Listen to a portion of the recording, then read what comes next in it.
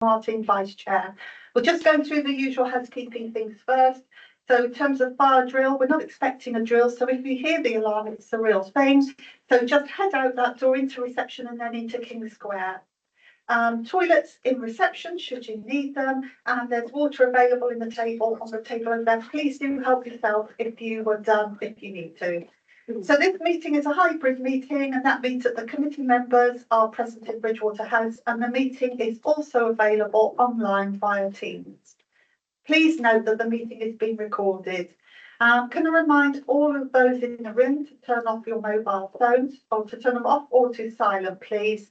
And for those joining us online, please also turn off your cameras and microphones so the meeting isn't disturbed. I'll now introduce those taking part in the committee. To my left are officers from our legal and democratic teams, and to my right are the planning officers who will present the applications.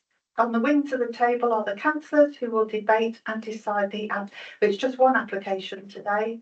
The format will be as per the published agenda, and a copy of the officer report can be found on the council website. And officers will outline the application, followed by public speaking time. Only members of the public who are registered to speak can make representation. Councillors around the table will then debate and decide the application. During the debate, there will be a proposer and a seconder for a resolution. Members will vote on the proposal. Only members who have been present throughout the application will be able to vote, and the voting options are for, against, abstain or defer. Votes will be counted and the result announced. Before we get going, I have asked for the heating to be turned down a little. I think it's going to it feels unhealthily warm for me. So hopefully that will happen very soon. And also just I need to let you know that the agenda also very, very slightly, we have a brief training session on the new revised national policy framework. I'm assured it will be brief. So members of the public, if you just bear with us, please, and hopefully you'll find it interesting too. So we'll now go into the main agenda for the day, and apologies for absence, please. We have Councillor Joel Slocum, who is on long-term leave, and Councillor Ellen Bradford. And no substitute? No. Okay. Minutes from the previous meeting aren't available for this meeting, are they? So they will follow at a future meeting. Declarations of interest. Paul, can I ask you to just describe the process, please? So, good afternoon, councillors and members of the public. So I'm just going to give a brief, some brief information really about declarations of interest for members, information, and so the public know what's going on. So if I can remind members that Section 29 of the Localism Act requires councillors, the council's monitoring officer, to maintain a register of interests of members of the authority, and councillors need to register an interest so that the public, local authority employees and fellow councillors know which interests might give rise to a conflict of interest. And the register is a public document which can be consulted when or before an issue arises. And councillors are personally responsible in deciding whether to declare an interest in an item at a meeting. So any interest may occur in varying circumstances. So if the member is twin or dual hatted, so they are also a parish or town councillor, they may previously be involved in a consultation process on applications, so they may already have some knowledge or involvement. And if a member of the committee has not taken part in previous discussions, or maybe has, but can come to the committee with an open mind, then they are not predetermined on the matter. And they can take part in discussions, debate and vote. But if they do declare an interest and do not have that open mind, then they can only speak on an application at the appropriate time and then would have to leave the room. So that is a generalisation, and each member just has to decide on each application that's before the committee whether they have an interest. So at that point, does anybody have a declaration of interest to declare today? If you raise your hand, if you do. details, yeah. Yeah, if I can, or I'm a member of the Axborough Drainage Board who have made comment on this application. I've taken no part in discussion at the Axborough. Okay, I've got an open mind. Yeah. thank you. Yes, councillor Henry.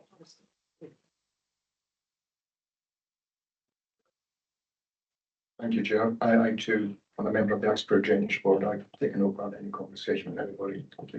Thank you.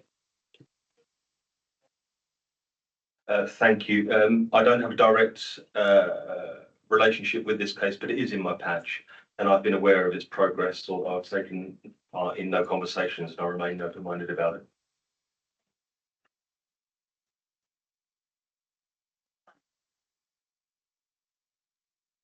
Item is public question time. There are 2 members of the public who are registered to speak. I will call you forward when we're debating that application. So now we go on to the brief training, please. Thank you, Chair. It's very much a briefing session on the new NPPF, and I do mean brief as well, but it's as much, I think, as you need to know. We're doing this with all the area committees, so I think this is the final committee where we're doing this, and so to be consistent, we're doing it at the start of each meeting because in theory there could be an application on the agenda that's affected by this group. It doesn't necessarily affect the application before you, and also for reasons I'll go into very quickly, it doesn't that there are kind of some limited impacts within the north area. So let me just get the slides up properly and bigger on all the screens. There it is. Okay, so briefing for yourself as a North Committee. There's been a lot of press coverage, the most ever on a policy document ever. Really. So the 12th of December last year, government, following consultation, brought in a revision to the National Planning Policy Framework. The key thing, the only thing I'm going to focus on really is the change to what's known as the standard methodology for calculating housing land supply, because it does affect how individual local authorities up and down the country will assess housing applications before them going forward. So government have changed the methodology, that it's become more of a mandatory housing target as well. There was some words in the NPPF from a year or so before that kind of didn't kind of let local authorities off the hook, but gave them almost an option. There might be a localised way of assessing housing need. Now we're back to the position where we were for many, many years, is that there's a single method for calculating housing land supply and the requirement within each local authority area. So across the county, it's gone up by 41%, our need for housing per year.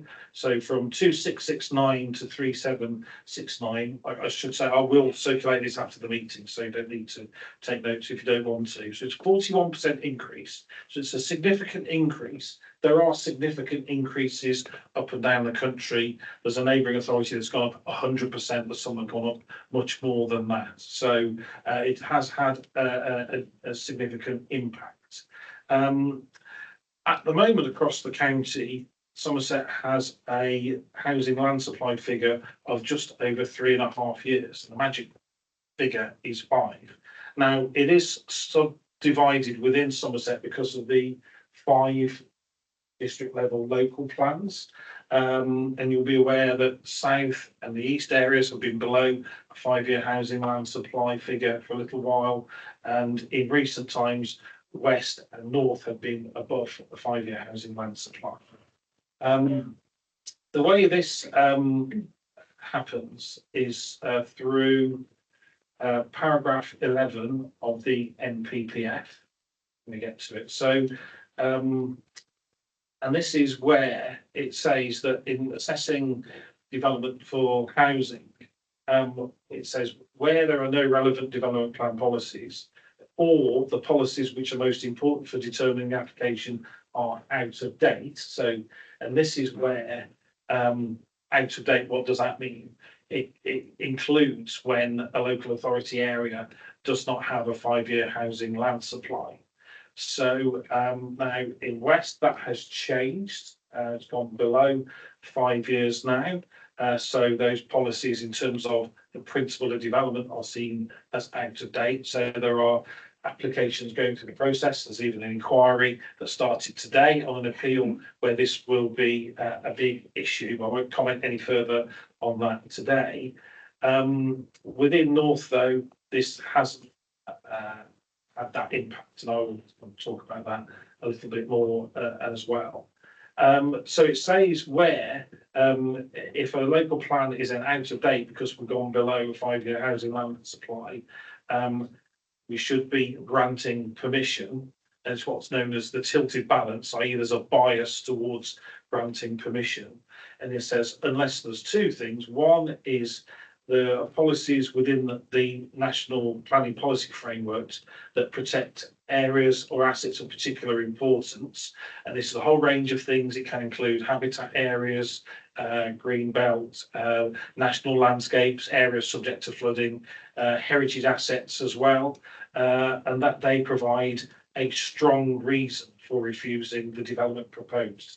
It used to be a clear reason, and there's debate going on at the moment, well, is stronger, a higher hurdle for local authorities than clear. But obviously, we won't know until there's appeals and high court cases where that's established. But I think government have said in accompanying correspondence, it's a real presumption in favour of sustainable development. You need strong reasons nationally to refuse it. And then secondly, so you don't have to give permission if there's any adverse impacts of granting permission would significantly and just demonstrably outweigh the benefits when assessed against the policies in the NPPF, having particular regard to key policies for directed development to sustainable locations, making effective use of land, securing well-designed places and providing affordable homes individually or in combination. And so, to just see my notes, there are specific bits within the NPPF that are cross-referred to here that you can start to weigh in the balance against that presumption in favour of sustainable development. Just going back to our area here in North, so before the NPPF and the old standard method, the North area had a housing land supply figure of 6.36 years.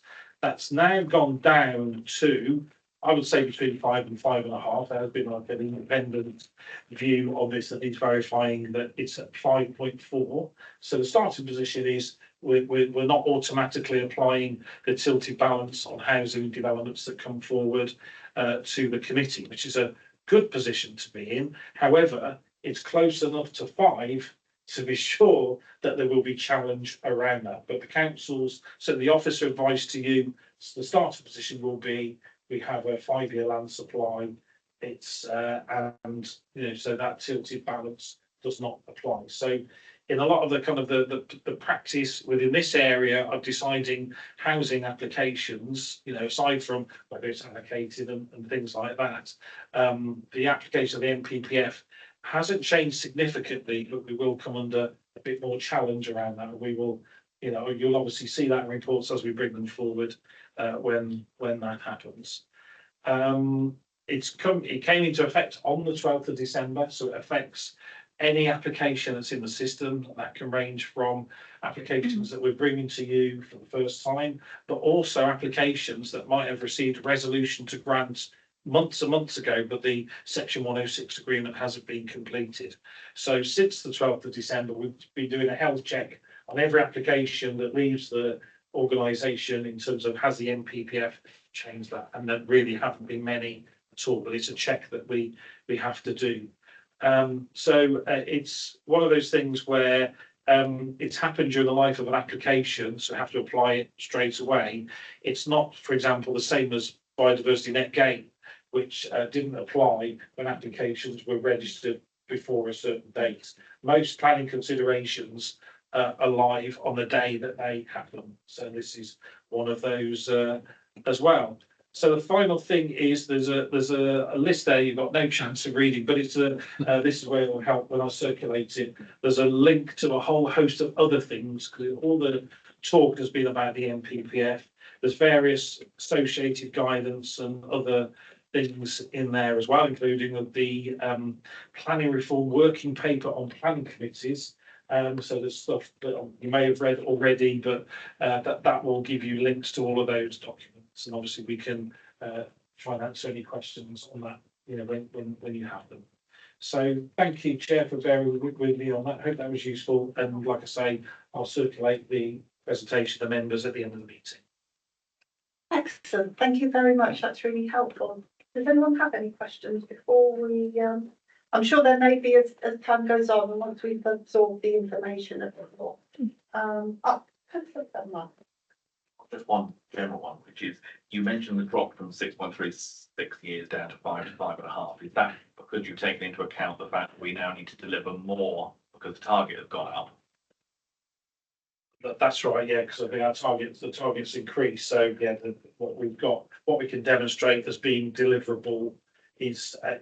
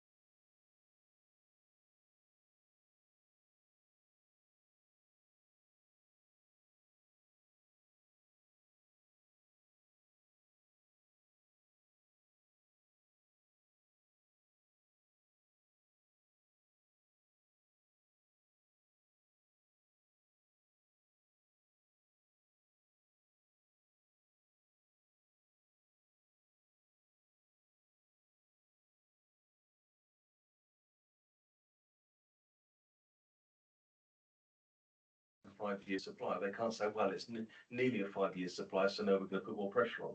Is there not a line? I think that the answer is there is a line, but it depends whose view that is. So as a local planning authority, we can say we're confident we have a 5-year housing land supply, and therefore this part of the NPPF doesn't apply. We don't have to apply. It doesn't come into effect because our policies aren't out of date because we have that degree of supply.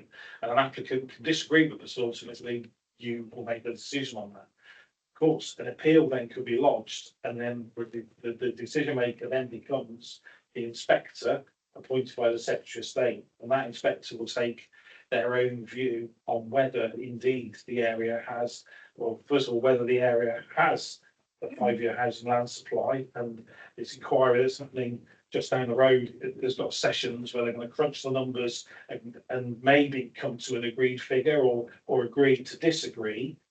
But then it's a case of, well, if you're below 5-year housing land supply, there's the two further tests really. Are there policies in the NPPF that still mean that permission should be refused if it's in land liable to flooding or in one of the national landscapes or affects a habitat in a negative way? That could still knock the scheme out. And equally, if a scheme or a single house is in a completely unsustainable location, in its poor design, etc., just including affordable housing, that kind of thing, then that weighs against it as well. So it's I'd say it's a good first step to get to.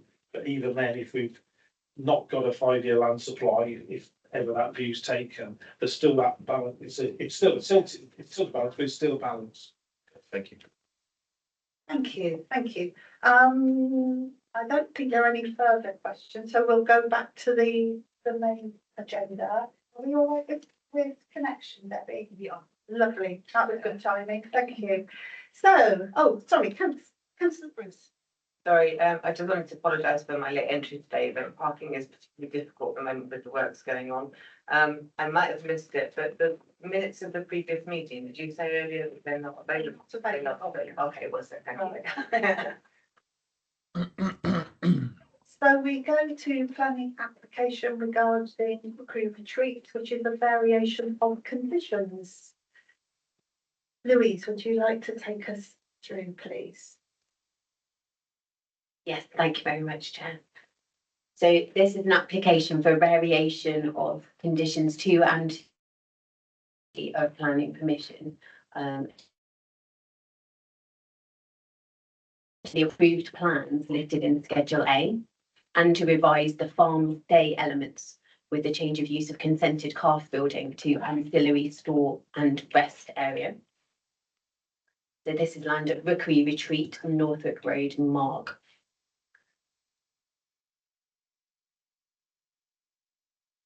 My slides on. There we go. The main considerations and local plan policies are there listed on the screen for you.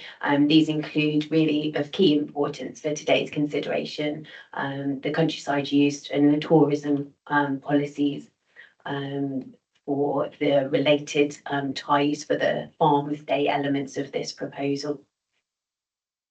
This is an aerial view of the site here, which shows its location.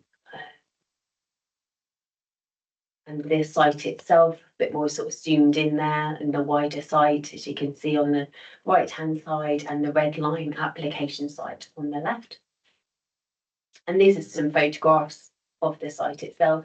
As you can see here, some of the plots are under construction from these site photographs.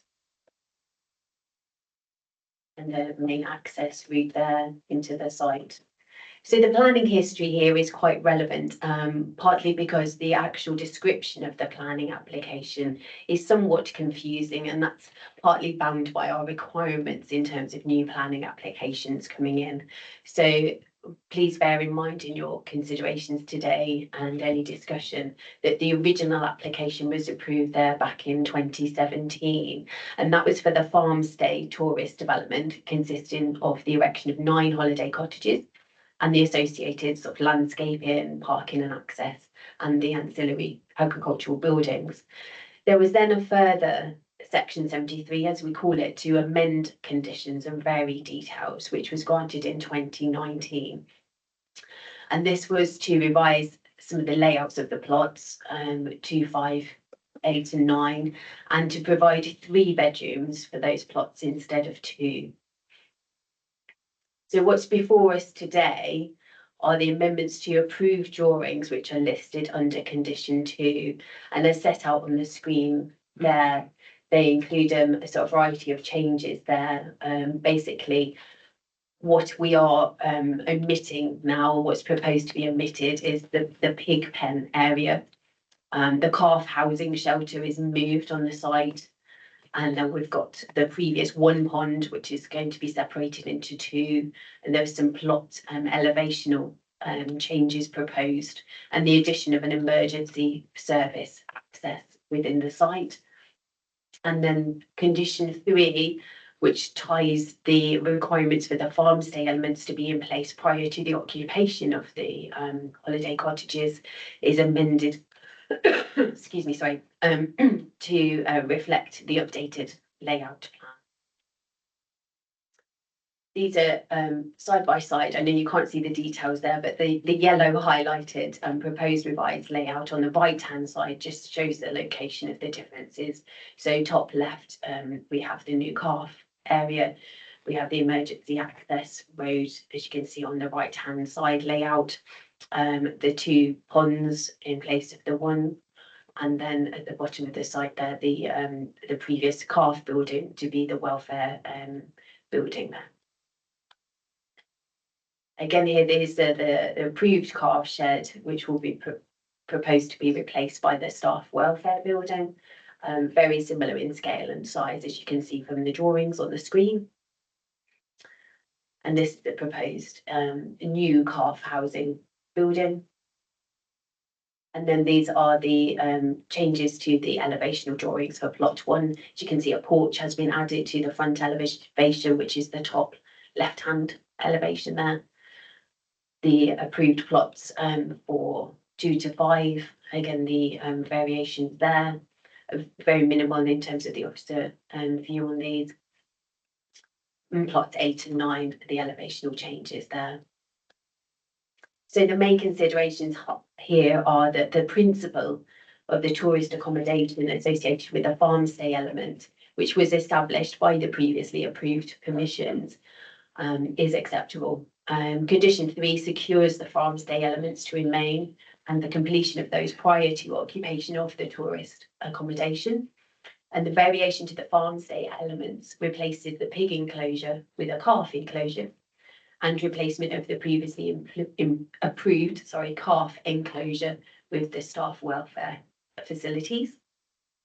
As only the pig enclosure is now removed, the remaining animal enclosures are retained, and this is not considered to be a significant loss of the farm stay elements. The access and highways impact are acceptable. There were additional details requested through the life of the application, excuse me, and these were provided and considered to be acceptable. And in visual amenity terms, the amended material finishes and building iterations are considered to be in keeping and acceptable. And the emergency access track is not considered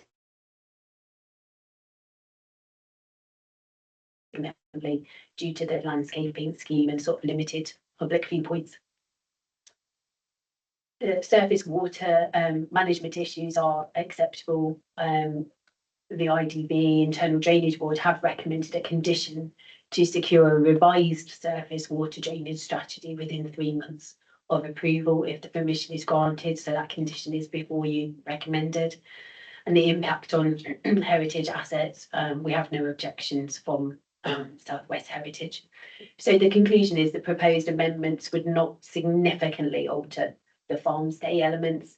The conditions remain to secure delivery of these elements, and the occupation restriction will remain. And therefore the proposal is still in line with the principle of the development that benefits from extant consent. And therefore the officer recommendation is to approve the application for the variation of condition. Thank you. Thank you. We have 2 speakers on this item, on this application. First, I'd like to invite Councillor Will Human of Mark Parish Council to come forward, please.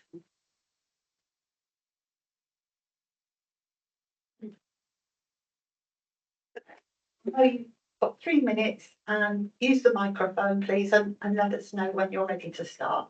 Thank you very much. Good afternoon, councillors. Pleasure to be back. I'm coming here on behalf of Mark Parish Council, who are objecting to these amendments. We have to agree it's not a significant change to the planning permissions, but it's yet another erosion of the original planning permissions. There's some ideas we have. They're not in any particular order, so bear with me if they sound a little bit sort of all around the place sometimes. But I assume most of the councillors have seen the development, and we've seen some pictures. These are not holiday little cottages. They are quite significant dwellings in their own right, and could quite easily become quite an upmarket housing.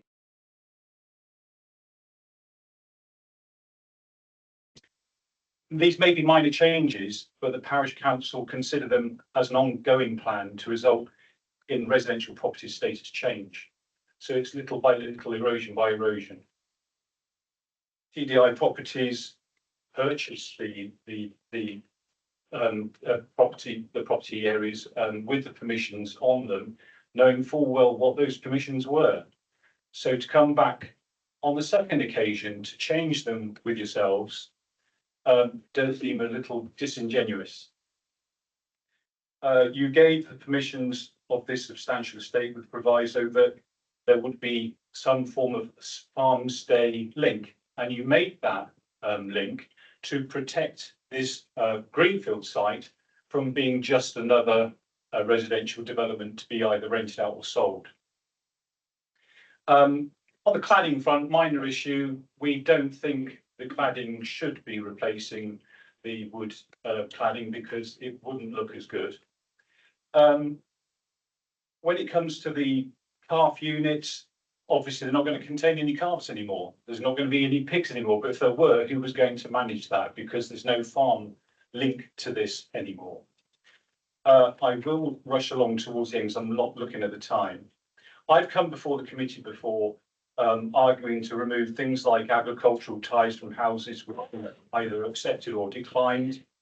And really, this is no different. What you're signalling here to the developer is no, this is a farm stay permission granted on those terms. Stop changing the goalposts. Stop moving this planning permission towards an eventual either 100% rental property development or even to sell off some of the properties as private residential properties. Thank you very much, committee, for being so patient with me, and have a good rest of the afternoon. Thank you. You've raised some issues, but we'll cover those when after the next speaker has spoken. Yes, I understand. So I'd like to call Alex Devinger to the table, please. And again, in 3 minutes, just let us know when you're ready to start and we'll start the time. Thank you. Thank you, Chair. At the outset, on behalf of my clients, I would like to thank your officers for their assistance in working with us to achieve the positive recommendation before you today. This application is made following a previous grant of approval for a high-end farm stay holiday development at this site in 2017. Subsequent material amendment was then approved in 2019. Due to changes in circumstances of the original owners, the site that was originally part of Rookery Farm Creamery was sold to TDI Properties that brought the development forward, and construction is well underway. As the site is no longer part of Rookery Farm Creamery, there is now no direct link between the holiday development and the farm to which it was once part of.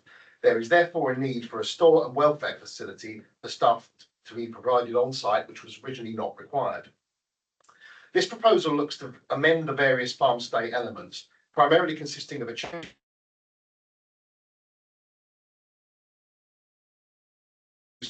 and welfare facility in connection with site maintenance, and the replacement of the approved pig enclosure with a revised calf shelter and enclosure. All other farm stay elements are to be retained. The farm stay elements will be managed by the of Rookery Farm Creamery. It is unfortunate that obviously this development had received their support. As your officers have set out in their report, the Parish Council's concerns are allayed by the fact that this proposal seeks to retain all bar one element of the farm stay provisions. It is stated in the report that the loss of one element is not considered to be a significant enough change that results in a situation that could undermine the viability of the original business plan and permission that was given in 2017. I'd like to stress that a housing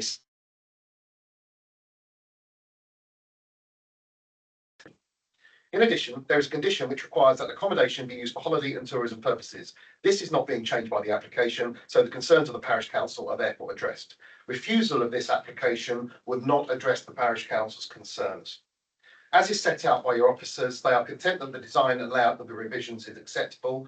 It is noted that the Drainage Board have asked for a condition regarding the emergency service road. However, it must be emphasised that this service will be hogging, as has been the case with the internal road layout from the original inception of this development, and will be permeable, not impermeable as been discussed. We accept that this should have been made clear on the drawings, but my clients are happy to contact the Drainage Board to discuss if necessary. I did raise this with the case officer last week, but unfortunately had no reply. There exist no issues that would warrant a decision contrary to the positive recommendation from your officers. I would like to thank committee for your time and hope that you find yourselves able to agree with the recommendation before you and grant planning permission for this. Much. Louise, would you like to respond to concerns raised? Essentially, I think against gradual erosion of the farm stay elements and the conditions that are attached to. Yeah, thank you. Yeah, of course. We have to, as the local planning authority and yourselves as members, consider the application that's before us today to consider. And whilst noting the concerns of the parish council about potential future occurrences, the application before you and as previously extant is as robust as it can be in terms of securing and controlling the use of the accommodation to holiday accommodation as set out in the report there under condition 3. And also ensuring the provision of the farm stay element. So we have the tie there with the agricultural use to make this an acceptable development. And this section 73 is a continuation from the previous proposal. So as I say, whilst those concerns are noted, any change to those proposals and to remove in the future any conditions and restrictions would require an application to come forward and would need to be considered. As all applications in accordance with the development plan and all material consideration. Thank you. Thank you. Members, any questions or comments? Councillor Hendry. Thank you, Chair. A couple of things. I didn't quite catch what you said. Didn't just run it past me again about the IDB and surface water and a 3-month stay of execution type of thing. I wasn't quite sure when you said about that in detail. If you give us that again. Secondly, short observation. This what you mentioned yourself pretty well. This holiday lets being put over to the residential is a complete separate issue. That's nothing to do with this conversation today, and that should be dismissed and pushed to one side. But about the IDB, I was more interested in that. Thank you. Thank you. Yes, as set out in the report before you, within the consultation table, the Axbrew Drainage Board did recommend a further condition, which is set out as number. Bear with me.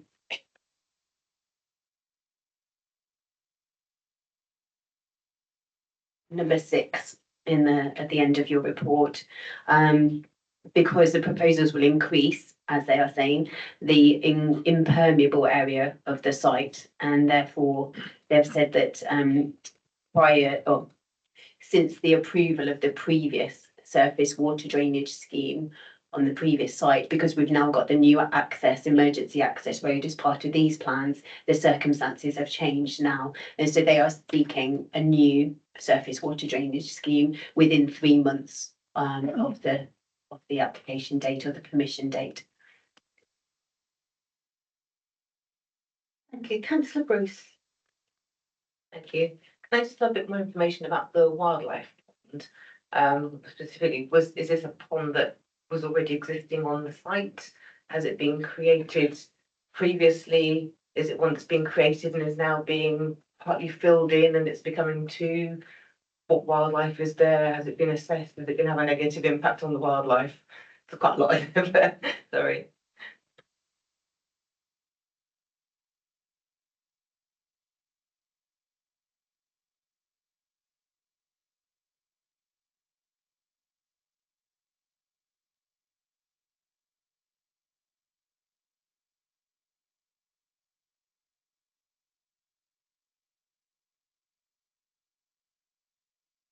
From what I can see, sorry, from the previous application, which I do have the report before me here, the previous proposal was for one larger wildlife pond. We actually don't have comments from ecology on this current application, so we have no objection, but we have no comments from our ecology team. But the proposal now is for two ponds. Sorry, I've just taken out the screen. It was one larger pond and it's now proposed to be 2. So was that a larger pond that has been in existence for some time with established wildlife already? Bear with me.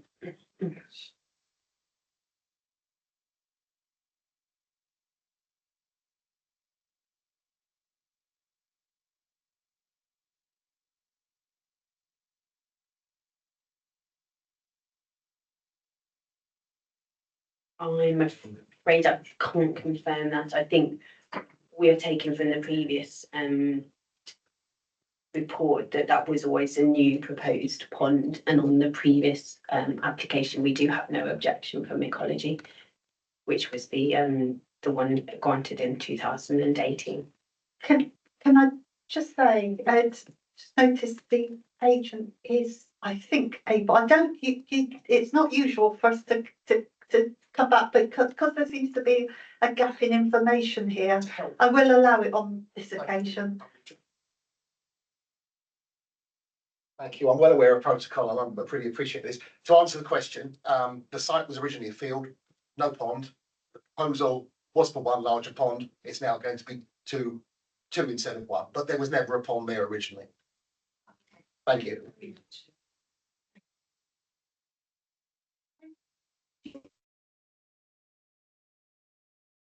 Oh, that's answered the question, I guess, hasn't it? Sort of. Was the pond in the original application, was that kind of included in one of the reasons why it might be allowed in terms of it adding to the benefits for the wildlife and creating a habitat? Was that anything to do with why the previous application was granted? Or Yes. it Would have been supported by our policy. So our ecology and biodiversity policy does encourage, new ecological sort of diversity on sites and encouragement of that. And I would, in my own opinion, provision of 2 ponds is not having a negative impact on, the improvements that would create. my ecological knowledge is not sufficient to say whether that's true or not, but our slight reservations that we haven't had any kind of input from ecology on this. I would have preferred to have seen that on the occasion. Thank you. Thank you. Councillor Philman. Thank you. Was going to say, I can understand the concern of the parish council in terms of the change of this plan. The difficulty is obviously we can only assess the application that's in front of us. We can't look into the mind of the applicants and see whether there's something they've got planned for the future. And I think the officers have kept the conditions in there to give that protection in terms of part of the sort of farm stay holiday provision.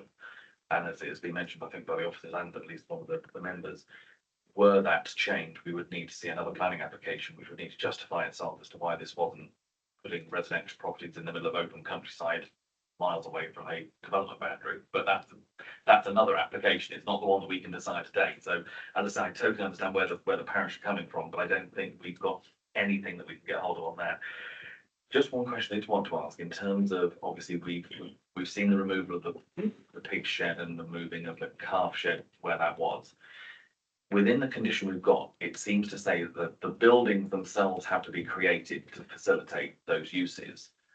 Is there anything on there that actually says they've got to be used for that? So the comment was made, I think, by the parish council that there was no plan to use the calf rearing sheds or having calves in. Is there any way that we can check that if none of the agricultural stuff actually starts to happen on there, is there any comeback?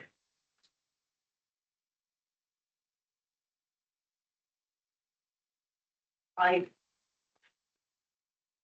just checking through the condition that we imposed last time. So the extant permission has exactly the same worded condition. So whilst I can understand the query raised there, the applicants can continue and proceed and develop the site in accordance with the extant permission that they have with that level of control. And we are in that position today. So I can't see why now we would be looking to change that from the extant permission that's already there and exists.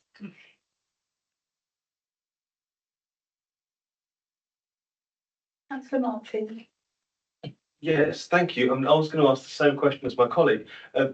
Without wanting to make light of the topic, it does seem that from my point of view, the viability of the application depends largely on the provision of cows and pigs, which is a curious situation, but you know, are we going to get animals? If not, what are the buildings for? I know that's something you can't condition, you know, providing calves, but if that's what the plan is, how do we know they turn up? And if not, I know, again, as my colleague said, we can't decide on applications that are coming down in the future or may come down in the future. But it does seem that there are things in place that desire livestock. They're very singular.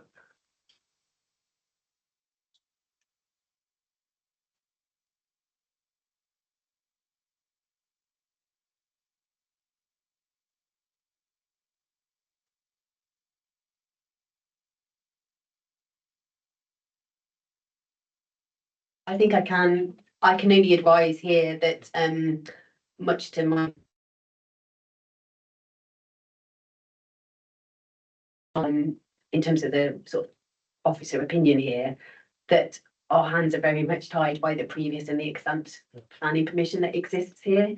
We were just debating whether the reduction here and the loss of the pig provision would enable us to have a reasonable enough position to then seek a change or a variation to the condition that's been proposed.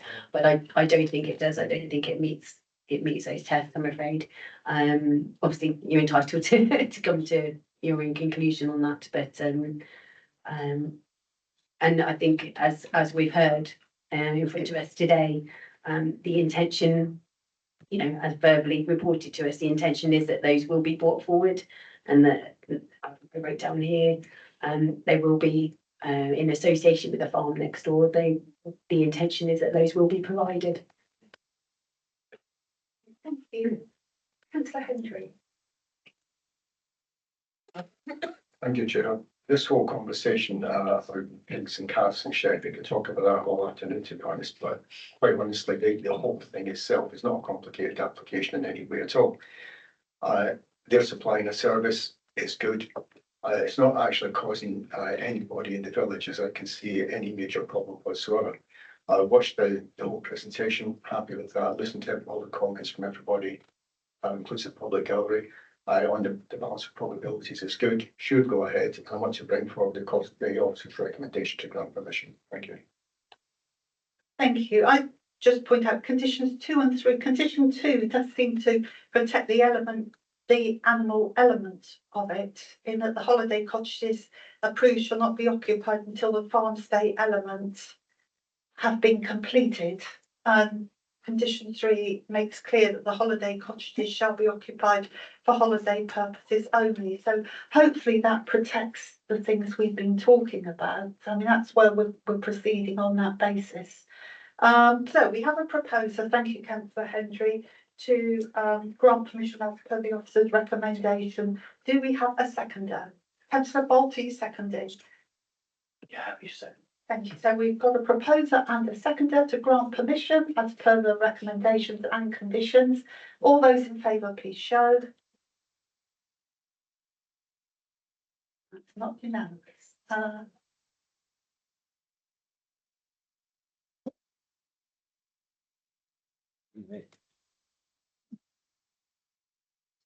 Much. Show clearly, please, if you're. So 10 for, any against? 1 against, and that means no, any abstentions? I don't think so, because we've all voted. So that is passed. Thank you very much, and thank you for the debate. So that ends the application this afternoon. Now,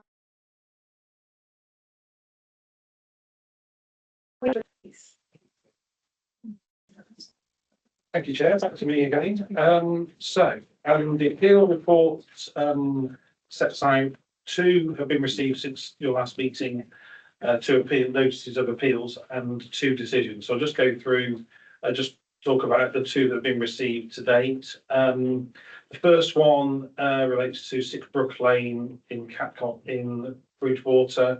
That was a delegated decision. That was in relation to the erection of a reserved matters application for 2 dwellings, so outline consent to be granted for 2 dwellings in a backland location, albeit it was in the context was very much bungalows or chalet bungalows.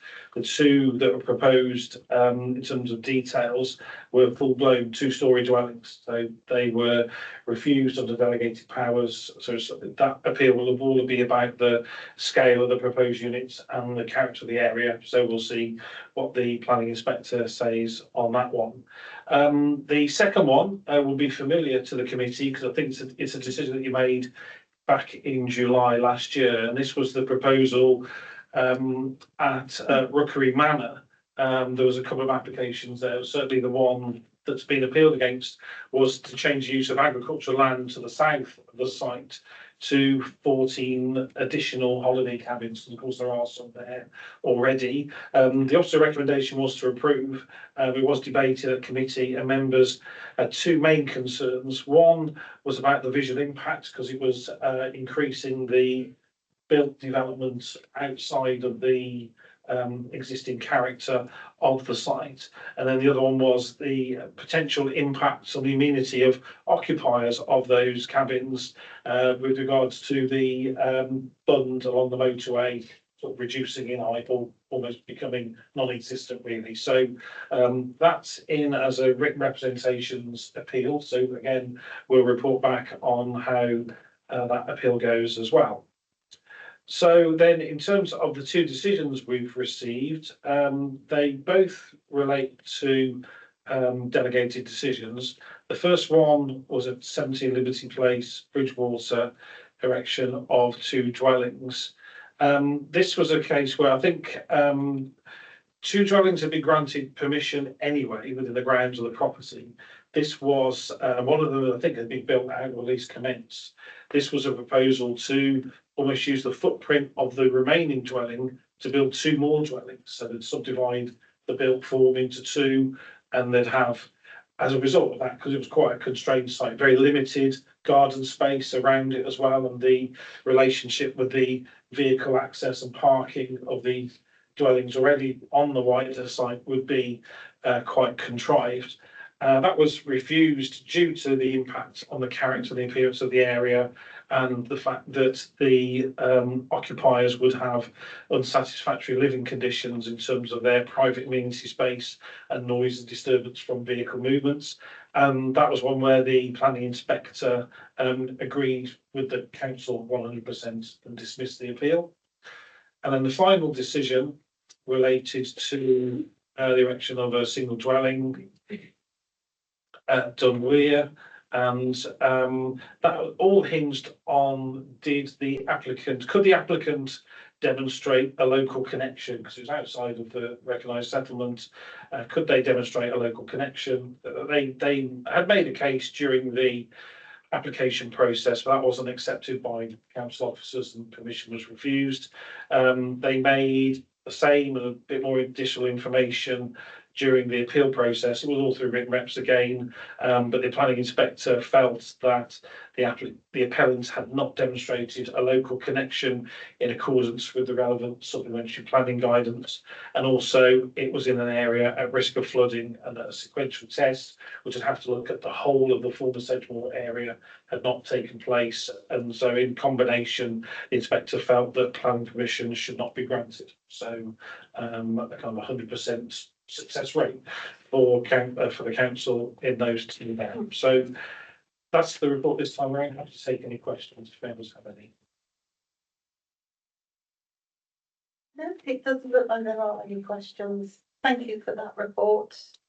So there being no other business, I now declare the meeting closed and thank everyone for attending and contributions. Thank you. You're welcome.